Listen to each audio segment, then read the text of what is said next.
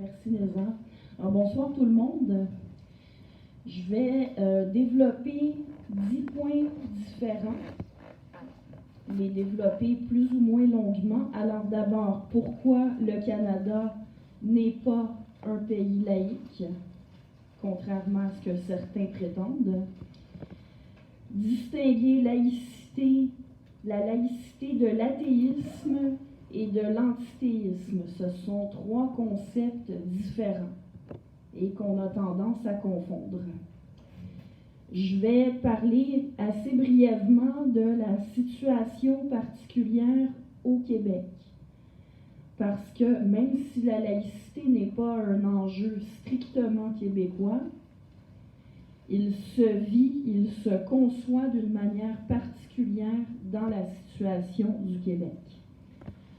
Je vais vous parler des origines intellectuelles, philosophiques de la liberté de religion dans la culture anglo-saxonne. Étant donné qu'on est une province francophone dans une mer anglo-saxonne, un océan de régions de culture anglo-saxonne, eh bien, on est gouverné malgré nous par une conception de la liberté de religion qui est héritée de la culture anglo-saxonne et qui vient en bonne partie du philosophe John Locke. On va voir ensuite la différence entre laïcité et sécularisation. Ce sont des choses qui peuvent aller de pair, mais elles ne sont pas identiques. Ensuite, je vais aborder les implications de l'interdiction des signes religieux pour des raisons de laïcité.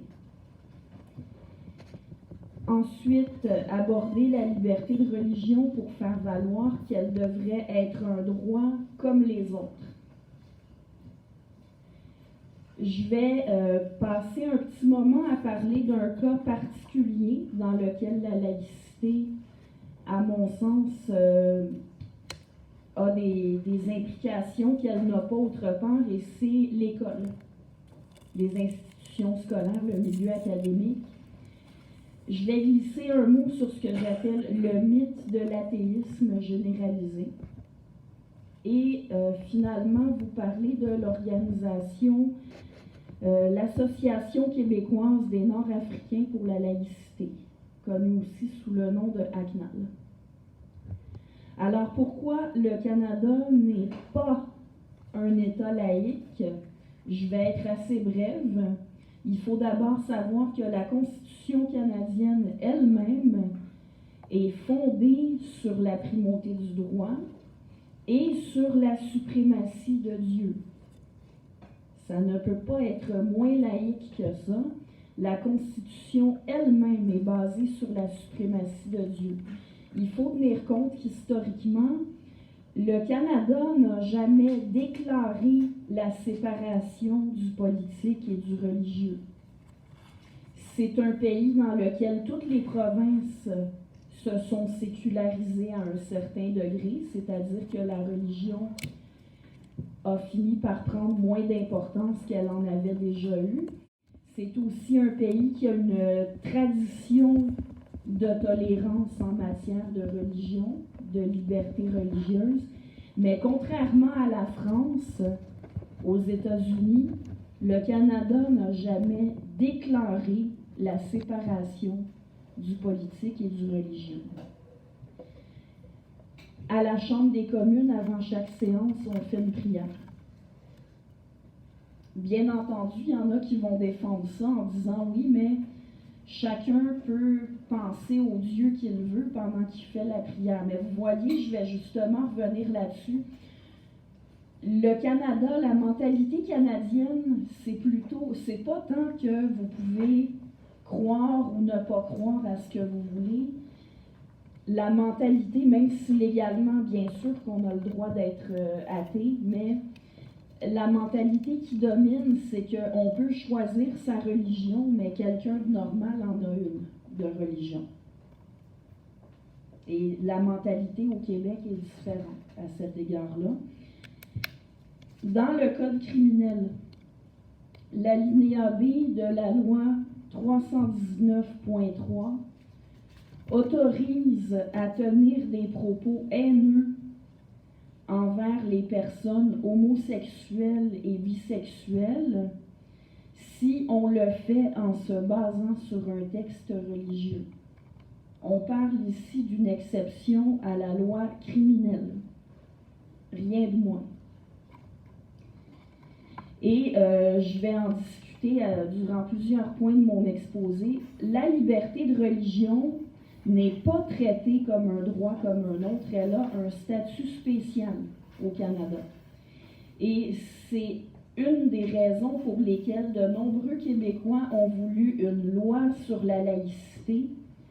Ils ont voulu rétablir un ordre qu'ils jugeaient plus conforme à leur conception de la liberté de conscience et de l'égalité. Alors, qu'est-ce que c'est la laïcité?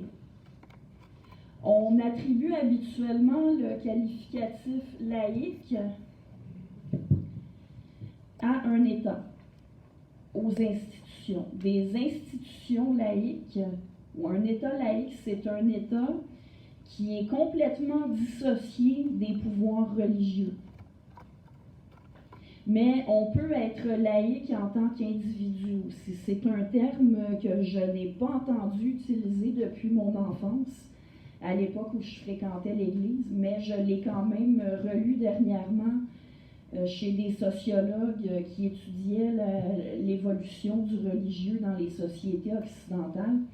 Une personne qui est laïque, c'est tout simplement quelqu'un qui n'appartient pas à un pouvoir religieux.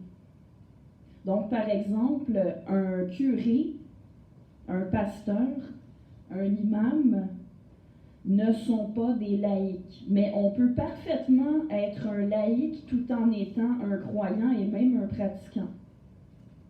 Bien entendu, un athée, et remarquez que j'allais dire un athée est forcément laïque, mais on ne sait pas, il y a peut-être des gens qui deviennent prêtres puis qui ne croient pas sincèrement aussi. Donc, vous voyez, c'est pas du tout la même chose. C'est laïque et athée n'a rien à voir. Un État laïque n'est pas un État athée. Et ce n'est pas non plus un État qui dénigre la religion. L'athéisme, c'est tout simplement le fait de ne pas croire à un Dieu théiste. C'est aussi simple que ça. Je vais revenir sur un point, c'est que l'athéisme n'est pas une religion. C'est pas un système de croyance comme peut l'être une religion. De la même façon que ne pas admettre que l'astrologie fonctionne, c'est pas se définir comme un anastrologiste. Et c'est pas un système de croyance comme peut l'être l'astrologie. Et l'antithéisme, contrairement à l'athéisme, l'antithéisme peut être vu vraiment comme une option philosophique qui va avoir un impact sur la vision qu'on a du monde et sur le genre de société dans lequel on veut vivre.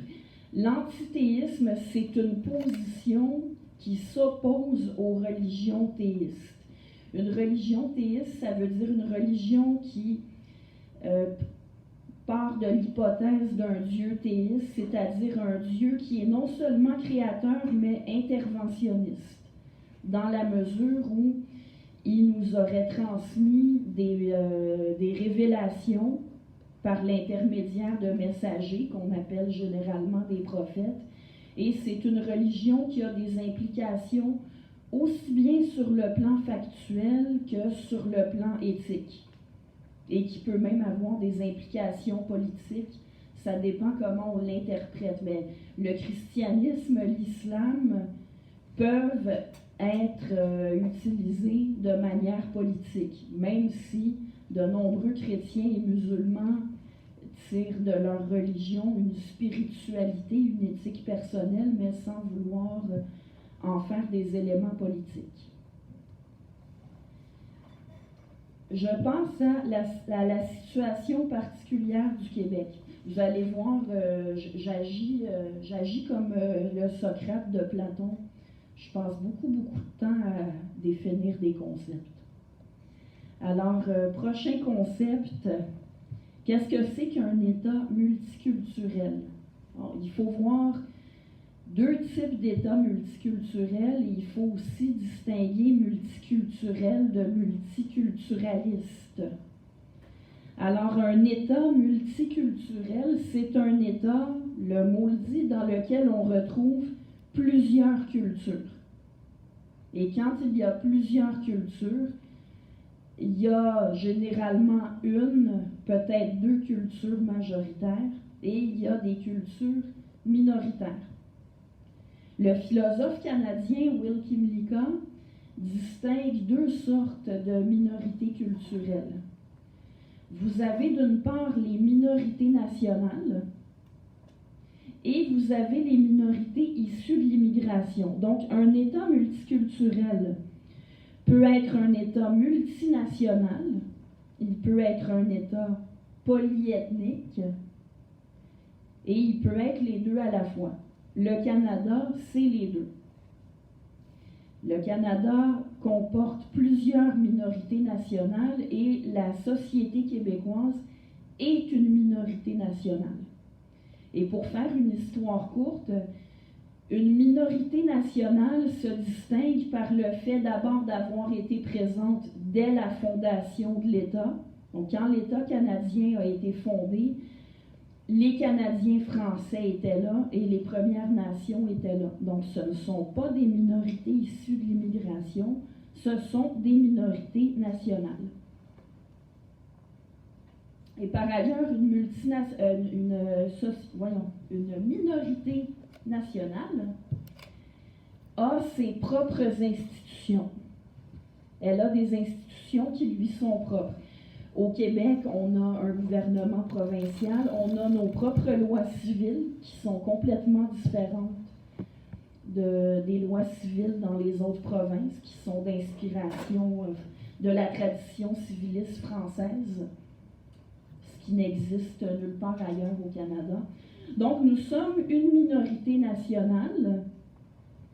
Nous avons notre propre culture et c'est là qu'intervient la différence entre multiculturel et multiculturalisme.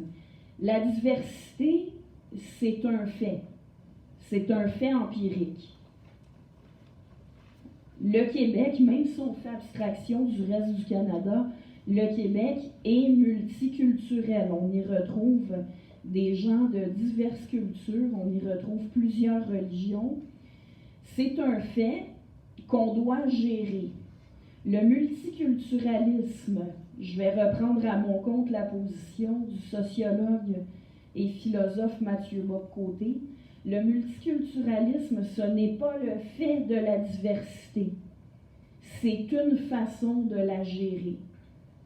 Et c'est une façon de la gérer qui a notamment pour effet de renvoyer les citoyens à leurs appartenances religieuses, exacerber les différences, créer de la ghettoisation. C'est une façon de gérer la diversité. Je n'ai pas l'intention de prendre position ce soir quant à savoir si c'est une meilleure ou une moins bonne façon de gérer la diversité, mais ce qui est certain, c'est que ce n'est pas la manière franco-américaine.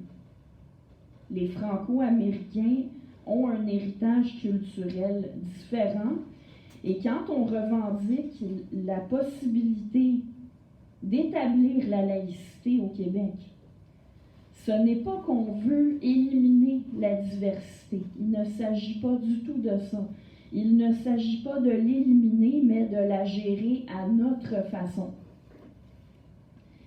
Et je me suis longtemps opposée à la façon qu'ont de nombreux Québécois d'associer la laïcité à l'identité québécoise, parce que je suis de ceux selon qui la laïcité, c'est quelque chose de bon en soi. C'est pas bon pour nous parce que c'est nos manières de faire, c'est bon en soi. La laïcité est une condition de la liberté de conscience. Mais en même temps, je peux comprendre parce que forcément, pour affirmer la laïcité, l'université, le Québec doit affirmer sa distinction avec le reste du Canada.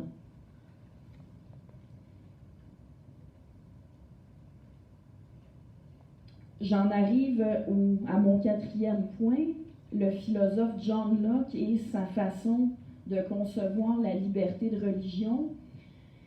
Il n'est pas question aujourd'hui de supprimer la liberté de religion. Ce serait une très grave erreur que d'enlever des droits. Mais on devrait repenser la liberté de religion, la concevoir d'une autre manière. Parce que la conception qui existe encore aujourd'hui a été établie dans un contexte qui n'est plus le nôtre. Alors John Locke, un philosophe du XVIIe siècle, a écrit sa lettre sur la tolérance dans un contexte où on sortait de siècles de guerre de religion. Alors, le constat qui s'imposait, c'est que si on n'est pas capable de tolérer des croyances religieuses différentes des nôtres, on ne pourra jamais cohabiter de façon pacifique. Alors, c'était nécessaire d'imposer une tolérance religieuse. C'est une position qui se défend parfaitement dans le contexte.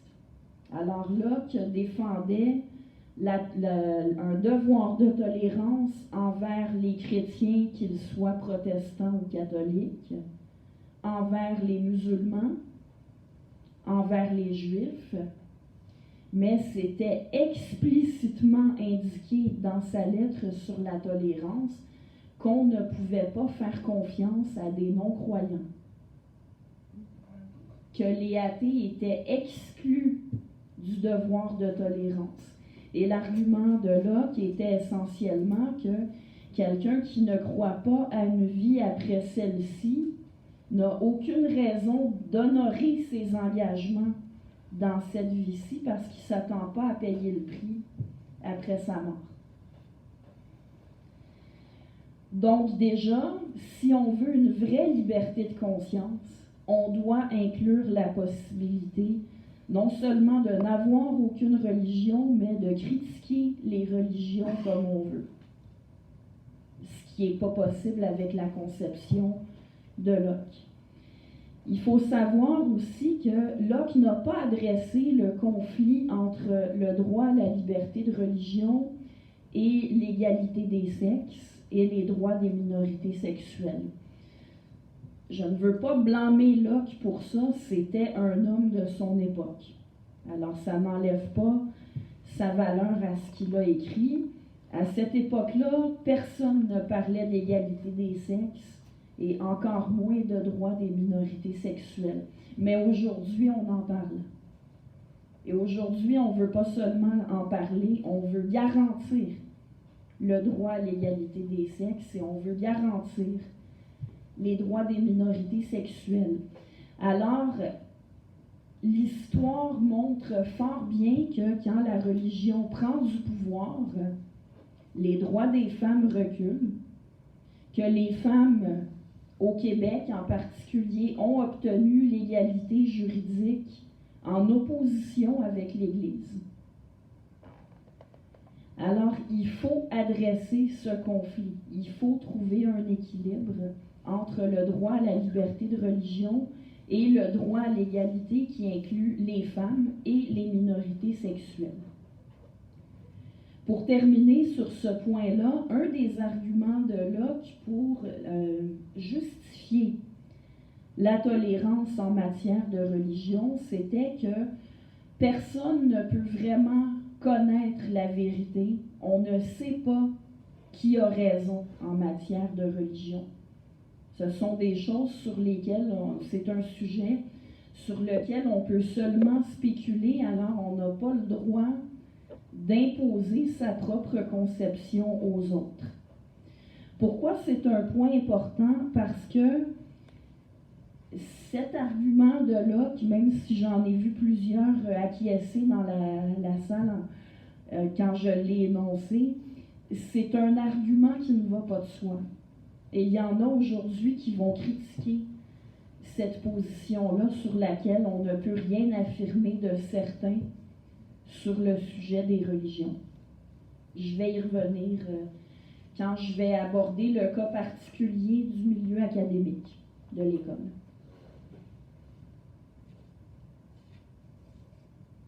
Mais le point principal à retenir de mon point 4, c'est que on est arrivé à un moment où on doit repenser la liberté de religion. On doit revoir les implications qu'elle a eues et celles qu'elle devrait avoir maintenant.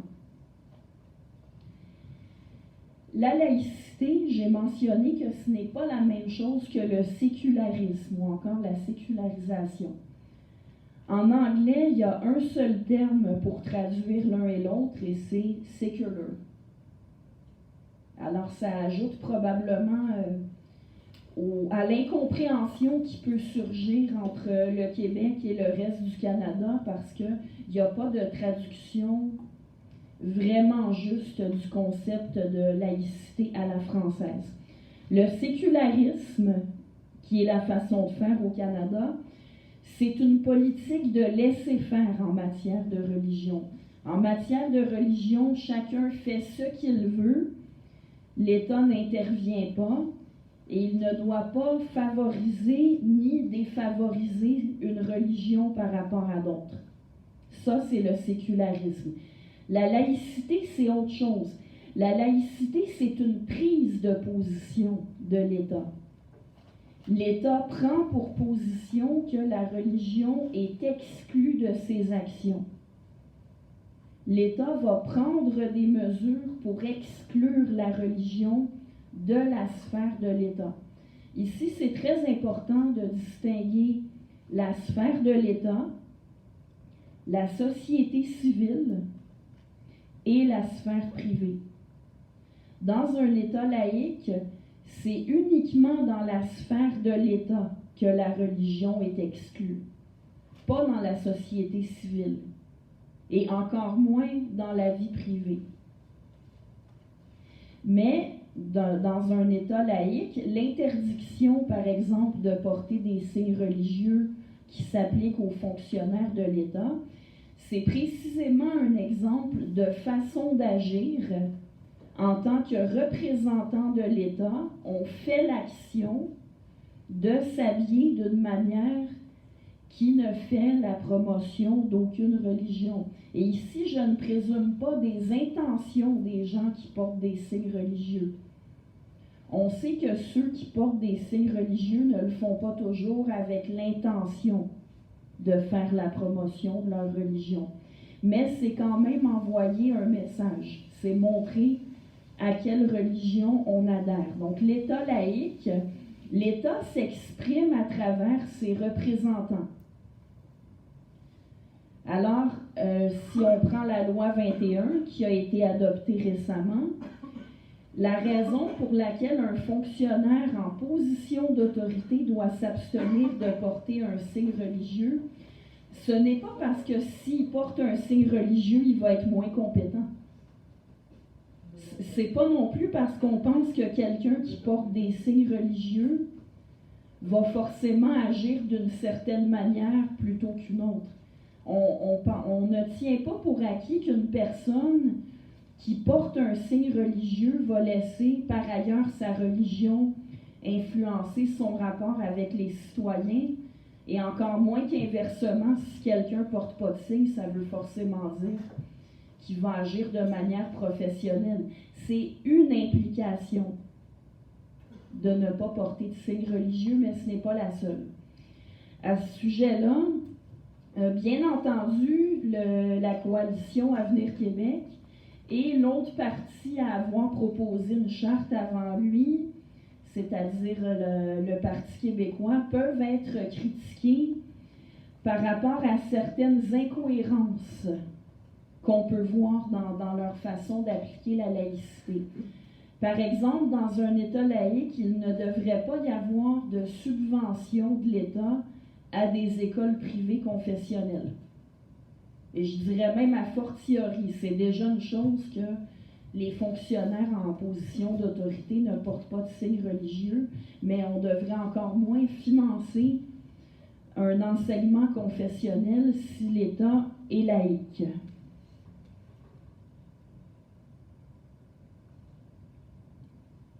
Mais comme le dit Daniel Barry, l'anthropologue Daniel Barry, le vêtement demeure un langage non verbal. Alors, ce n'est pas en tant que signe d'autre chose. Et je sais qu'il y a des partisans de la loi 21 qui vont tenir des discours dans lesquels ils confondent tout.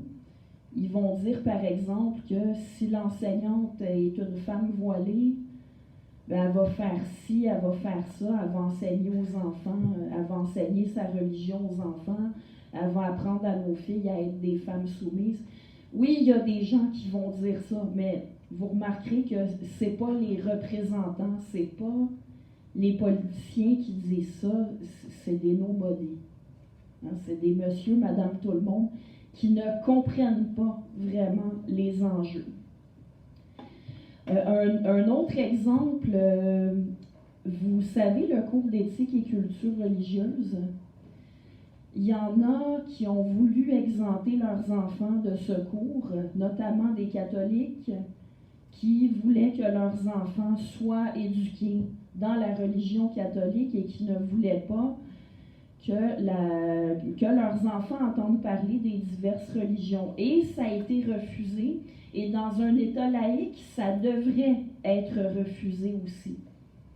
Je vais revenir sur ce point-là, mais l'enfant n'est pas la continuité de ses parents, il n'est pas une extension de ses parents, c'est une personne à part entière. Et pour que l'enfant ait une liberté de conscience réelle, il faut qu'à l'école, il puisse avoir accès à toutes les informations, aux mêmes informations que tous les autres enfants, quelles que soient les convictions de ses parents. Je sais que le cours d'éthique et culture religieuse est très critiqué. Je le connais assez peu. De ce que j'en sais, il est parfois critiqué injustement. Mais il y a une chose qui demeure. Peu importe ce qu'on peut penser de ce cours, aucun enfant ne devrait être exempté d'un cours obligatoire à cause des convictions religieuses de ses parents. Plus récemment, on en a entendu parler à la radio, on a pu lire dans les journaux que des parents ont réussi à faire exempter leurs enfants du cours d'éducation à la sexualité en raison de leurs convictions religieuses, et notamment, ils ne voulaient pas que leurs enfants entendent dire que l'homosexualité, ça existe et il n'y a pas de problème avec ça. Eh bien, si le gouvernement Legault est vraiment sincère dans sa déclaration de la laïcité, il ne laissera pas passer ça. Parce que quelle que soit la matière, tous les enfants doivent être informés de la diversité culturelle, de la diversité sexuelle. Qu'on veuille revoir le contenu du cours, oui, bien entendu, ça nous concerne tous. Mais le principe, c'est qu'il ne faut pas que l'enseignement public que l'enfant reçoit ne doit pas être tributaire des convictions de ses parents. Les implications de l'interdiction des signes religieux, je trouvais important d'en parler parce qu'on perd le nord, et ça aussi bien chez les opposants à la loi 21 que chez ses partisans. Beaucoup trop de gens oublient que l'interdiction s'applique à des personnes en particulier et dans des contextes précis. Les signes religieux sont interdits aux fonctionnaires en position d'autorité pendant qu'ils sont en train de travailler. Si un enseignant ou une enseignante est vu avec un signe religieux au parc, à l'épicerie, s'il en porte un sur sa photo sur Facebook, il n'y a rien dans la laïcité qui l'interdit. Il n'est pas question, premièrement, il n'est pas question d'exclure les immigrants de la fonction publique. C'est pas du tout ça la finalité de la laïcité, c'est encore moins son principe.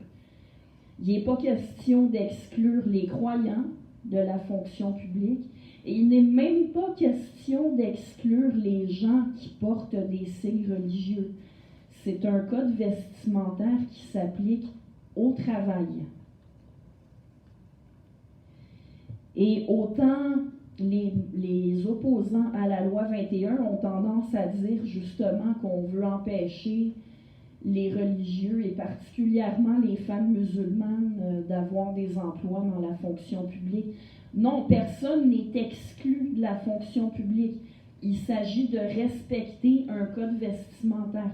Tous les emplois demandent de respecter certaines limites et a fortiori quand on est un représentant de l'État, en position d'autorité en plus, il n'y a rien de scandaleux à ce qu'on ait des attentes envers des gens qui sont représentants de l'État.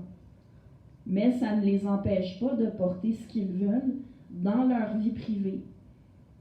Mais il n'y a pas seulement les opposants à la loi 21 qui l'oublient, parce que il y a aussi des gens xénophobes ou des gens vraiment anti-religieux qui l'oublient, puis qui vont, par exemple, croiser quelqu'un qui porte un signe religieux, puis lui hurler « On est au Québec ici! » Mais oui, et tout le monde a le droit de s'habiller comme il veut dans sa vie privée. Aucune loi n'autorise à harceler les gens, premièrement. Puis, aucune loi ne légitime de s'en prendre à des gens parce qu'ils portent des signes religieux. Tout ce que la loi légitime, c'est qu'on l'enlève au travail quand on est un représentant de l'État en position d'autorité. La liberté de religion, j'arrive à mon 7e point, c'est un droit comme un autre. Une des raisons d'être de la laïcité, c'est justement de rétablir l'égalité, parce qu'au Canada, la liberté de religion, elle a un statut spécial. Dans la fonction publique, ça fait déjà longtemps que les signes politiques sont interdits. C'est déjà interdit depuis toujours d'afficher ses convictions politiques au travail quand on est représentant de l'État. Alors, on ne fait qu'appliquer aux convictions religieuses une règle dont elles étaient exemptes jusqu'ici. Et les codes vestimentaires, je suis désolée, mais ce n'est pas une nouveauté. Ne pas pouvoir s'habiller comme on veut au travail n'a jamais été interprété comme quoi cet emploi-là exclut. L'emploi d'infirmière n'exclut pas ceux qui ne veulent pas porter un uniforme à la maison. Il demande à celles qui veulent être infirmières de porter un uniforme au travail. Il ne s'agit pas d'exclure les gens qui portent certains vêtements, mais d'établir un certain décorum sur le lieu de travail. En dehors de la fonction publique, ça devrait être à la discrétion des patrons d'établir un code vestimentaire. Mais justement, à cet égard-là, on peut exiger devant un tribunal une exemption à un code vestimentaire pour porter un signe religieux. Alors que pour porter autre chose, on n'a pas cette possibilité-là. On est obligé de suivre le code vestimentaire ou de se trouver un autre emploi. Les philosophes Taylor et McClure, Charles Taylor et Jocelyn McClure, vont justifier de traiter un signe religieux différemment d'un autre accessoire, en faisant la distinction conceptuelle suivante. Il y a les préférences et il y a les convictions de conscience. Quelqu'un qui porte une casquette, un bandana, un chapeau, Ils le portent par coquetterie, par préférence, mais un turban sikh, par exemple, ou un voile musulman, on n'enlève pas ça comme on enlève une casquette ou un bandana, parce qu'on ne les porte pas par préférence, mais bien par conviction de conscience. Je donne un autre exemple pour bien illustrer. Disons quelqu'un qui est végétarien, qui est dans un restaurant italien. Entre la sauce napolitaine et la sauce bolognaise, s'il choisit la napolitaine, c'est pas simplement par préférence, c'est par conviction de conscience. Parce que manger de la sauce bolognaise, ce serait faire violence à sa propre conscience. Maintenant, est-ce qu'il préfère la napolitaine ou l'arrabbiata? Ben, comme il n'aime pas ça quand c'est piquant, il choisit la napolitaine. Mais ça, c'est une affaire de préférence. S'il est invité chez quelqu'un, puis que la personne lui servait de la sauce arrabbiata, il pourrait en manger. Parce que ça ne va pas à l'encontre de ses convictions morales. Alors que de la sauce bolognaise, ben oui. Est-ce que c'est suffisamment clair, là, la différence entre conviction de conscience et préférence? Je ne vais pas nier la pertinence de cette distinction-là. En effet, on a des préférences auxquelles on peut renoncer temporairement et on a par ailleurs des convictions qui sont centrales pour nous. Où je vois un problème, c'est dans le fait que l'État se permette de dire qu'est-ce qui est vraiment important pour les gens. Comment est-ce que l'État peut statuer qu'un signe religieux est forcément important pour la personne, alors qu'un couvre-chef non religieux ne peut pas l'être? Il y a des gens pour qui leurs tatouages font partie de leur identité. Il y a des gens pour qui leur look fait partie de leur identité. Il y a toutes sortes de choses auxquelles les gens peuvent accorder de l'importance. On peut en discuter en tant que citoyen, mais ce n'est pas à l'État de dire, ben ça doit être accommodé parce que c'est vraiment important pour la personne, alors que ça, c'est un caprice. Et le mot caprice est utilisé par Taylor. Par exemple, selon lui, se teindre les cheveux en rose, c'est un caprice. Je peux vous dire que j'ai connu des gens pour qui la couleur qu'ils avaient dans leurs cheveux, ce n'était pas un caprice. C'était vraiment un élément qui faisait partie de leur conception, de leur identité. Donc, bref, la distinction, c'est pas qu'elle n'est pas pertinente, c'est que c'est pas à l'état de la faire. Sinon, on n'a pas une vraie liberté de conscience.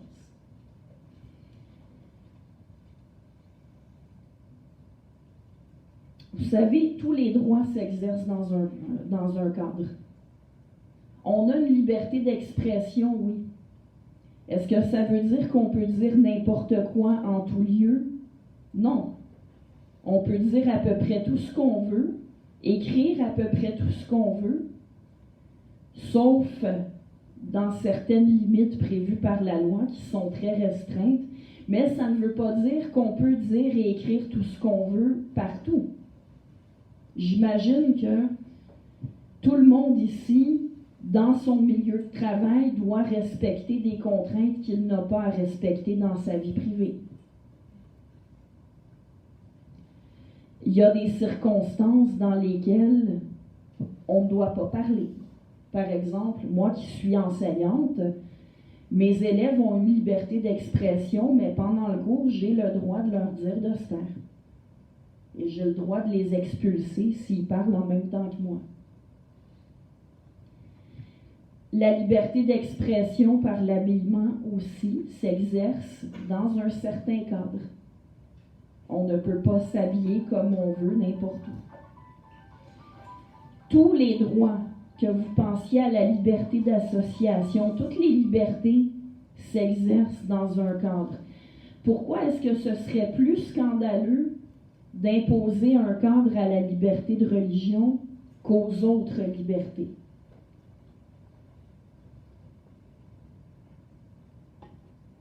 J'aimerais ça ajouter que Michel Seymour, le philosophe Michel Seymour, insiste sur la différence entre convictions religieuses et convictions politiques.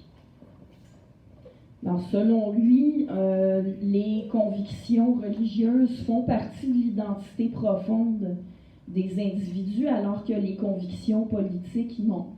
Déjà, on pourrait lui reprocher de voir ça de manière assez arbitraire, parce qu'il y a des nationalistes québécois, par exemple, pour qui leur nationalisme fait partie de leur identité profonde.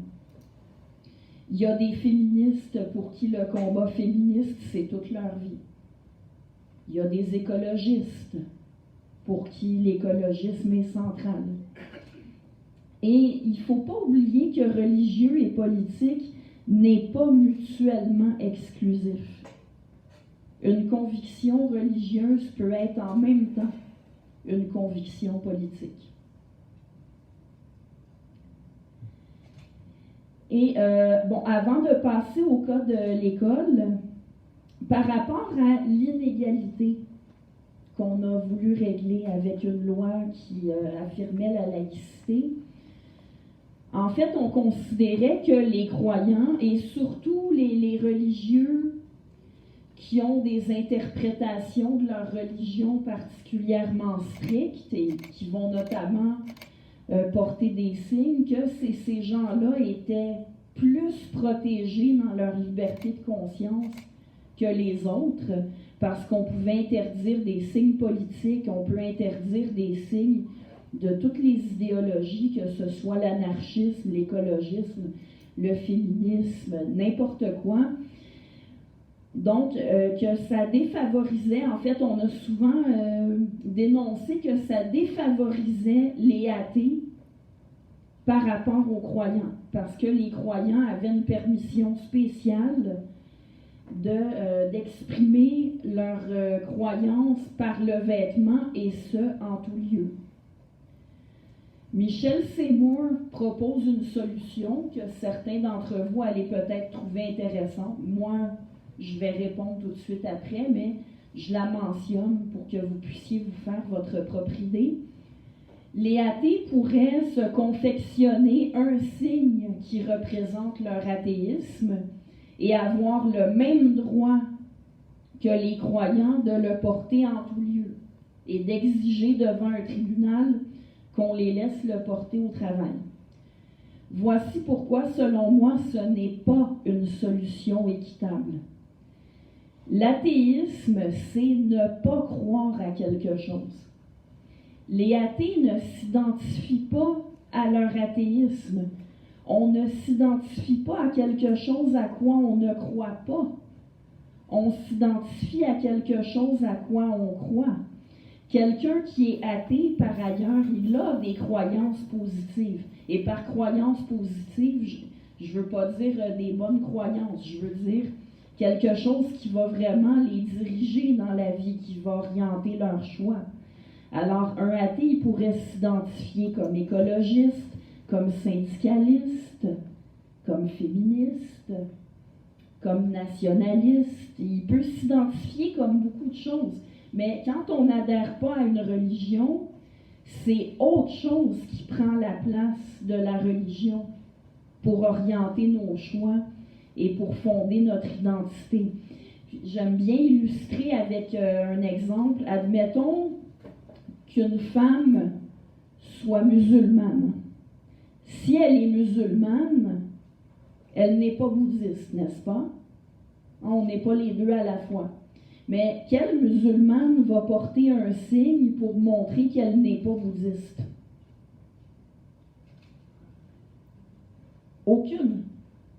Ben, un athée non plus, il ne portera pas un signe pour dire qu'il n'est pas religieux, parce que ça ne le définit pas.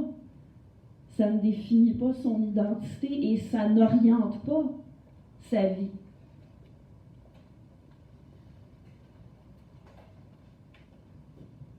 J'en arrive au cas particulier de l'école.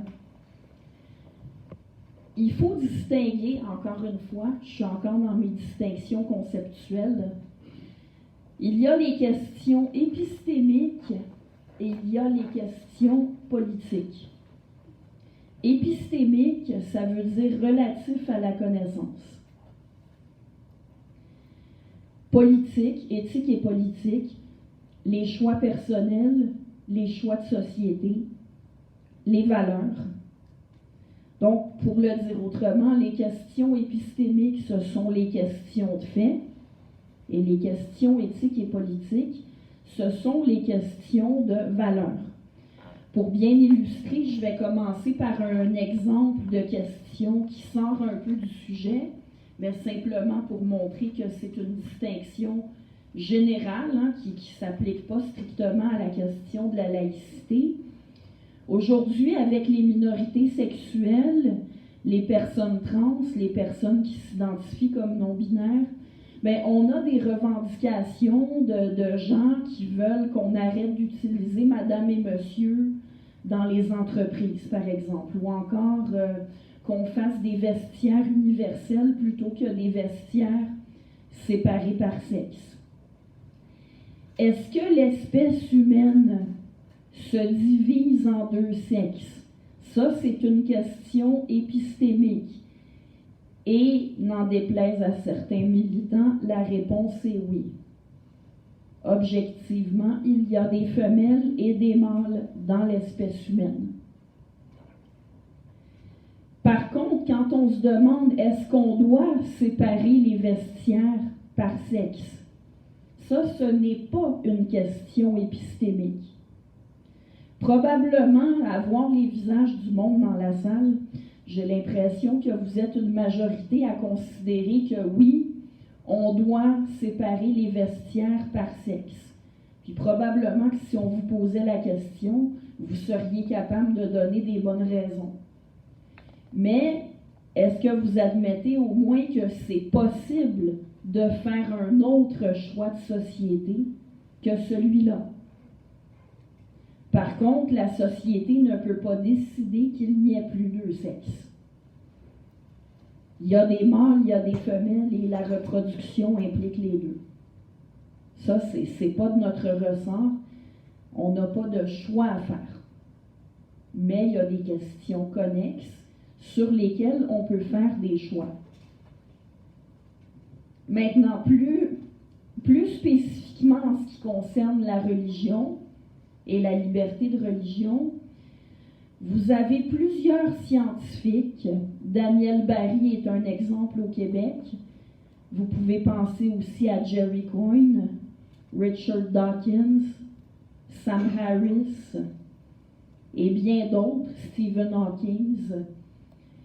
Ils ont développé divers argumentaires pour montrer que sur le plan épistémique, sur le plan de la connaissance, on est capable de se prononcer sur les religions théistes et la conclusion qui s'impose, c'est qu'elles entrent en conflit avec la science. Et autrement dit, qu'elles ne tiennent pas la route d'un point de vue épistémique. Qu'est-ce que ça implique, ça, pour la liberté de religion? On ne peut pas faire d'injonction à la rationalité. On ne peut pas exiger sur le plan légal que les convictions soient rationnelles pour que les gens aient le droit de les avoir. Par exemple, on va laisser de côté le fait d'avoir des croyances religieuses. Quelqu'un qui croit que la Terre est plate, très clairement, on est capable de prouver qu'il a tort. Mais ce ne serait pas souhaitable qu'on puisse lui imposer des sanctions légales à cause de ça. Sur le plan académique, par contre, dans le milieu scolaire, là, c'est différent. Parce que à quoi sert l'école? Justement à transmettre des connaissances. Et c'est là que laïcité et antithéisme peuvent se recouper partiellement. Sur le plan de la connaissance, l'histoire l'a montré, on a voulu empêcher l'enseignement de la théorie de l'évolution parce que ça ne cadrait pas avec le christianisme selon lequel on descend d'Adam et Ève. Mais là, le problème, c'est qu'on prive les enfants de certaines connaissances. La théorie de l'évolution compte parmi les théories les plus solidement prouvées en sciences. Il n'y a pas de doute raisonnable sur la véracité de l'évolution. Alors, on pourrait considérer que le milieu scolaire est un milieu dans lequel on doit aller plus loin dans l'exclusion de la religion et qu'on ne doit en parler que de manière historique ou sociologique. C'est mon avis, pour être bien franche. Je vous laisse vous situer par rapport à ça par vous-même. Mais donc, même si c'est un argument d'ordre épistémologique, en fait, c'est plusieurs arguments sur le plan de la connaissance ont permis de montrer qu'on arrivait à discréditer les religions, ou du moins à discréditer certaines interprétations littéralistes. Bien, ça rejoint un argument qui est aussi politique. Parce que vous remarquerez que là aussi, la question se pose. Qu'est-ce qui est plus important? Donner accès à tous les enfants à toutes les connaissances scientifiques possibles ou respecter la liberté de conscience des parents et les laisser choisir ce que leurs enfants vont apprendre? C'est une question politique. Là, on a un choix à faire.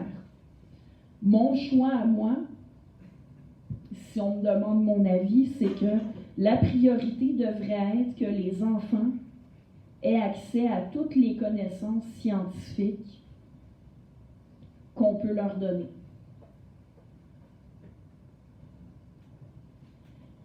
Pour ce qui est de mon point 9, le mythe de l'athéisme généralisé, j'en parle assez brièvement, mais je me suis basée sur le sociologue Peter Berger, qui a écrit sur ce qu'il appelle la désécularisation.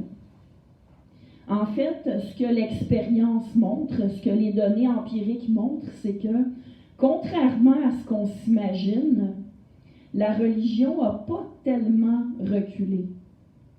À la fin du 20e siècle, on s'attendait à ce que le 21e siècle soit areligieux, que la religion ait vraiment perdu tellement de plumes qu'elle est devenue marginale. Mais c'est pas ce qui s'est passé.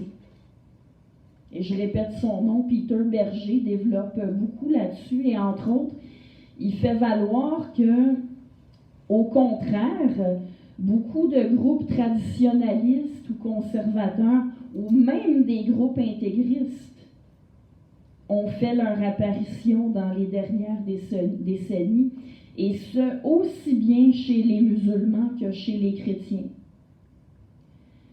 En Russie, après la chute du régime stalinien, qu'est-ce qui a pris la place? L'orthodoxie russe, la religion orthodoxe russe. Les États en Europe sont généralement laïques, mais ça ne veut pas dire que la pratique religieuse dans la population n'est pas présente. Et selon Berger, un des facteurs qui crée cette illusion-là d'un athéisme généralisé, c'est l'existence d'une élite universitaire, souvent issue des humanités et des sciences sociales. Eux, ils sont athées. Et ils voyagent beaucoup, certes, mais quand ils voyagent, ils ont affaire à des gens qui font partie de la même élite qu'eux. Alors, ils ont toujours affaire à des gens pour qui la religion n'a pas une grande importance ou qui, quand ils s'identifient à une religion, en font une interprétation très libre. Mais ils commettent l'erreur de croire que les gens qui leur ressemblent représentent l'ensemble de la population. Mais non, ce n'est pas l'ensemble de la population, c'est une élite universitaire. Et s'ils allaient voir du côté des classes ouvrières, des autres classes sociales, bien, il se rendrait compte que l'athéisme est loin d'être généralisé. Et bien entendu, ça soulève la question du besoin humain de croire à quelque chose et de faire des expériences, de croire à quelque chose de transcendant.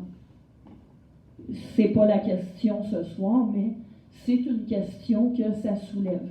À quel point est-ce que l'humain a par nature besoin de pensée religieuse? Pour conclure, je vais vous parler, comme j'avais annoncé, d'ACNAL, c'est-à-dire l'Association québécoise des Nord-Africains pour la laïcité, fondée en 2013 par un groupe, évidemment, d'immigrants venant de l'Afrique du Nord, du Maghreb, et qui se sont rendus compte qu'il y avait des gens qui parlaient au nom des immigrants, mais qui ne les représentaient pas. Et notamment des islamistes qui parlaient au nom des musulmans comme s'ils représentaient les musulmans. Alors l'objectif d'ACNAL, c'était et c'est encore, de donner une voix à d'autres immigrants qui tiennent un autre discours. D'abord, ils refusent que les islamistes s'imposent comme représentants des musulmans. Les islamistes ne sont pas les musulmans. Et ils voulaient aussi être perçus non pas comme les représentants d'une religion, mais comme des citoyens. Les membres d'ACNAL refusent qu'on les identifie par rapport à une religion. Ils veulent être identifiés indépendamment de leur appartenance religieuse réelle ou présumée. Et donc à ACNAL, ils organisent des conférences, des activités, ils se sont prononcés sur les 3 projets de charte, les 3 projets de loi, devrais-je dire, le projet de loi du Parti québécois, ensuite celui du Parti libéral sur la neutralité de l'État, et finalement, ils ont participé à la commission sur la loi 21 avec la coalition Avenir Québec, et leur position, c'est que la loi 21 ne va pas assez loin parce qu'elle devrait s'appliquer, entre autres, au personnel des garderies publiques. Et le point de vue d'ACNAL, particulièrement, j'ai eu la chance d'interviewer Ali Kaidi, qui est un membre fondateur d'ACNAL, et qui appuie tout à fait la même position que Daniel Barry, anthropologue, qui est aussi incidemment très impliqué dans le mouvement laïque québécois. Alors, comme Daniel Barry va dire que le vêtement, c'est un discours. Le vêtement est un discours non-verbal et un signe religieux, c'est un discours religieux. Le fonctionnaire, il ne se représente pas lui-même. Il représente l'État. Il doit donc incarner la neutralité religieuse de l'État et ça passe par un habillement qui est religieusement neutre. Et ici, je paraphrase ce que m'a dit M. Kaidi. Pour lui, quelqu'un qui ne peut pas enlever son signe religieux, qui se sent obligé de renoncer à sa carrière pour ne pas enlever son signe religieux, ça fait de lui un intégriste. Et d'ailleurs, j'aimerais ça faire la parenthèse suivante. Le voile islamique est souvent critiqué pour toutes sortes de raisons. Parce que certains vont dire que c'est un signe sexiste, d'autres vont dire que c'est le drapeau de l'islamisme. Il y a toutes sortes de critiques qui sont faites. Il ne faut pas perdre de vue qu'on peut critiquer le voile islamique comme on peut critiquer d'autres signes religieux, mais il ne faut pas oublier qu'au nom de la laïcité, le seul argument valable pour interdire contextuellement le voile islamique, c'est que c'est un signe religieux. C'est que c'est un signe d'appartenance à une religion. Alors, dans les débats sociaux, malheureusement, on perd de vue que quand on parle de laïcité, il faut en rester à la laïcité.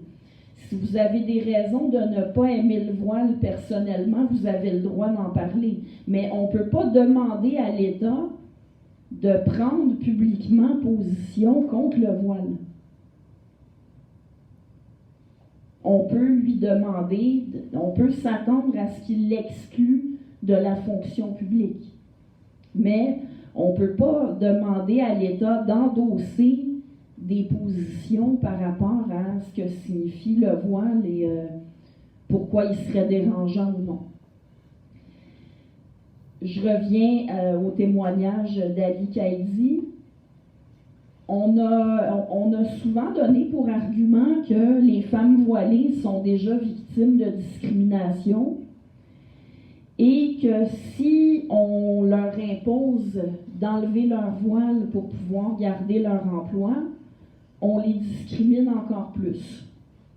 La réponse d'Ali Kaidi à ça, c'est que si une femme ne peut pas enlever son voile pour garder son emploi, ce n'est pas son employeur qui la discrimine, mais bien sa religion.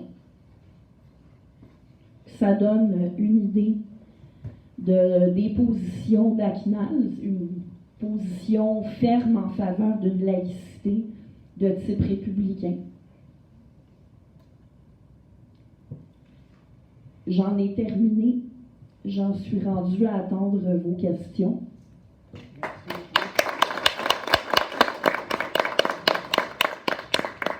Si vous me permettez, on va prendre des questions.